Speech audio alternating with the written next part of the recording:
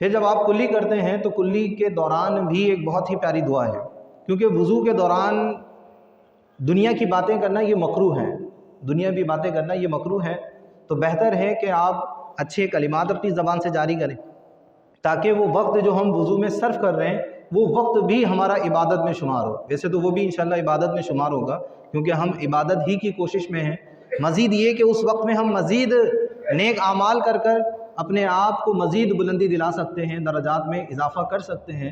تو دعا کریں، جب ہم کلی کریں تو اللہ رب العزت سے مدد طلب کریں، اللہم اعنی علی تلاوت القرآن۔ جب ہم کلی کریں تو یہ دعا پڑھیں کہ الہ العالمین اعنی، تو میری مدد فرما علی تلاوت القرآنی، قرآن کی تلاوت پر۔ تو قرآن کی تلاوت یہ اہم ترین چیز ہے۔ تو جب ہم ہمیشہ دعا کے اندر، ہمیشہ وضو کے اندر جب بھی کلی کریں گے تلاوت قرآن کا ذکر کریں گے، تو جب ہم دعا کریں گے تو انشاءاللہ اللہ رب العزت ہماری تلاوت قرآن پر مدد فرمائے گا، ہمارا ذہن، ہمارا دل تلاوت قرآن کی جانب مائل ہوگا۔ کیونکہ اگر ہم بالفرض دن میں 5 مرتبہ بھی وضو کرتے ہیں اور 5 مرتبہ کلی کرتے ہوئے ہم اللہ رب العزت سے یہی سوال کرتے ہیں کہ الہ العالمین تو مجھے تلاوت قرآن پر مدد دے، تو انشاءاللہ وہ ہماری اس دعا کو قبول فرمائے گا، غیب سے ہماری مدد ہوگی اور پھر ہم تلاوت قرآن کرنے والے بن جائیں گے۔ ابھی تو مسلمانوں کی افسوسناک صورتحال ہے کہ ہم تلاوت قرآن سے بہت پیچھے ہیں۔ رمضان میں کچھ لوگ پڑھ لیتے ہیں لیکن وہ بھی ناظرہ تقریباً پڑھتے ہیں۔ تو تلاوت قرآن یہ بہت اہم ہے، تلاوت کریں، ترجمہ پڑھیں اور اس کو سمجھنے کی کوشش کریں کہ ہمارے رب نے ہم سے کیا خطاب کیا ہے۔ تو یہ بہت اہم ہے، اللہم اعنی علی تلاوت القرآن۔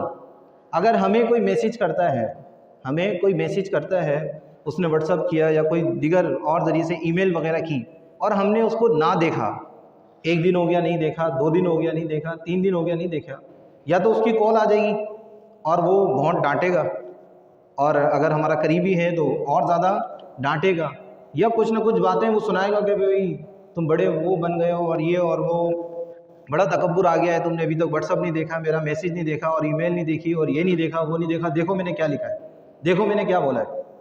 یا پھر وہ جب ملے گا تب بولے گا یار تم تو بالکل دیکھتے ہی نہیں ہو، بڑے متکبر ہو گئے ہو، بہت بڑے ہو گئے ہو، میرا میسیج ہی نہیں دیکھتے، کھول کے ہی نہیں دیکھتے کہ کیا دیکھا ہے۔ ایک یہ کہ دیکھ لیا جواب نہیں دیا، اس میں بھی تھوڑا بہت غصہ لوگوں کو کم آتا ہے۔ ایک یہ کہ دیکھا بھی نہیں اور جواب تو پھر کیسے دیں گے۔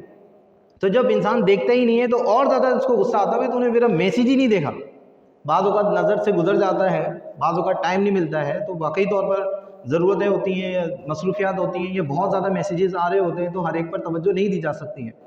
لیکن اس کے باوجود لوگ گیلا کرتے ہیں، لوگ شکوہ کرتے ہیں کہ ہم پڑھ نہیں رہے، یا آپ نہیں پڑھ رہے ہو، یہ نہیں کر رہے ہو، وہ نہیں کر رہے ہو۔ بعض اوقات ہم بھی بہت سارے لوگوں کو یہ کہتے ہیں کہ یار آپ نے تو میسیج بھی نہیں دیکھا، بھائی جواب ہی دے دو کم از کم۔ تو میسیج دیکھنا، میسیج کا جواب دینا یہ ہمارے نزدیک کتنا اہم ہے۔ اگر ہم نہ دیکھیں، ہم کسی کو نہ جواب دیں یا ہمارے کسی میسیج کا کوئی دوسرا جواب نہ دے تو ہم برا مانتے ہیں اور اس پر منہ بھی بگاڑتے ہیں۔ بعض اوقات ڈانٹ ڈپٹ کے بھی معاملات ہو جاتے ہیں کیونکہ ضروری پیغام ہوتا ہے وہ دیکھتے نہیں ہیں۔ تو سب سے ضروری جو بات ہے وہ اللہ رب العزت کی بات ہے، سب سے اعلیٰ جو کلام ہے وہ اللہ رب العزت کا کلام ہے۔ تو اللہ رب العزت نے قرآن مجید ہم امت نبی پاک علیہ الصلوۃ والسلام کی امت پر نازل فرمایا، تو یہ قیامت تک کے لیے ہے، یہ ہمارے لیے ہے، ہماری ہدایت کے لیے ہے، ہمارے اعمال کی درستگی کے لیے ہے، ہماری زندگی کے نظام کو بیان کرنے کے لیے ہے، لیکن ہم اس کو دیکھتے ہی نہیں ہیں۔ تو جب ہم وضو میں کلی کریں گے اور اللہ رب العزت سے یہ دعا بھی کریں گے تو انشاءاللہ پھر اس کے بعد ہم توفیق بھی پائیں گے اور تلاوت قرآن کے فیض سے بھی مستفیض ہوں گے۔ تو یہ دعا کریں اللہم اعنی علی تلاوت القرآن والذکر کا، اور اپنے ذکر پر ہمیں مدد دیں، مجھے اپنے ذکر کی توفیق عطا فرما دیں۔ جب ہمیں اللہ رب العزت نے زبان دی ہے تو اس زبان سے اللہ رب العزت کا ذکر ادا ہونا چاہیے۔ اسی طرح والشکر کا، اور تو مجھے اپنے شکر کی توفیق دے دے، تو مجھے مدد دے کہ میں تیرا شکر ادا کر سکوں۔ تو نے مجھے منہ دیا ہے، زبان دی ہے، تو اس زبان سے اگر کچھ کلام نکلتا ہے، کچھ کلمات نکلتے ہیں تو وہ شکر والے ہونے چاہیے، نہ شکری والے الفاظ نہیں ہونے چاہیے۔ اچھا کلام ہونا چاہیے، نہ شکری پر دلالت کرنے والا کلام نہیں ہونا چاہیے۔ وشکری کا وحسن عبادتی کا، اور مجھے اپنی اچھی عبادت پر مدد دے۔ تو یہ بہت ہی پیاری دعا ہے، اس میں تلاوت قرآن کا بھی ذکر ہے، ذکر کا بھی ہے، شکر کا بھی ہے اور عبادت کا بھی ہے۔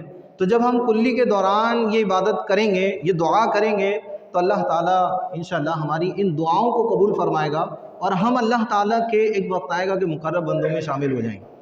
بزرگ فرماتے ہیں کہ جب انسان کوئی دعا کرتا ہے اور جب وہ کثرت سے دعا کرتا ہے تو اس کا یہ کثرت سے دعا کرنا اس کی دعا کی قبولیت پر دلیل ہوتا ہے کہ اللہ تعالیٰ ہی توفیق دے رہا ہے، تبھی یہ بار بار دعا کر رہا ہے اور اللہ تعالیٰ نے اس کی اس دعا کو قبول بھی فرما لیا ہے۔